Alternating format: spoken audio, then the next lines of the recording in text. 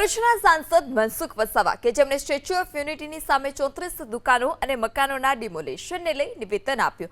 પોતે પણ અસરગ્રસ્ત છે એટલે તેમનું દર્દ જાણતા હોવાની વાત કરી હતી અને સરકારને વિનંતી કરી કે જે લોકોના ઘર અને દુકાન ડિમોલિશનમાં તોડી પડાયા છે તેમને વૈકલ્પિક વ્યવસ્થા કરી આપવામાં આવે. ચોમાસાનો સમય નજીક છે તેવામાં ડિમોલિશનનું પગલું ઉતાવળે લેવામાં આવ્યું. લોકોને ઘર વિહોણા કરી દેવાયાનું યોગ્ય ન કહેવાય તે પ્રકારનું પણ મનસુખ વસાવાએ નિવેદન આપ્યું છે, જેનું પણ કારણ પણ આપ્યું. સાંસદ પોતે પણ કરજણ ડેમના અસરગ્રસ્ત છે.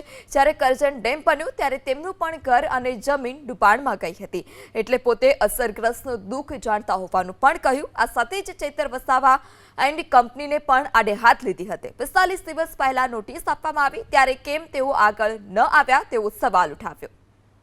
તો આ કેટલાક જે રાજકીય આગેવાનો જે છે એમ આમ આદમી પાર્ટીના હોય, પછી કોંગ્રેસના હોય કે પછી બીજા અન્ય કોઈ પણ પાર્ટીના આદિવાસીની જે નેતાઓ છે એ રાજકીય મુદ્દો બનાવે છે.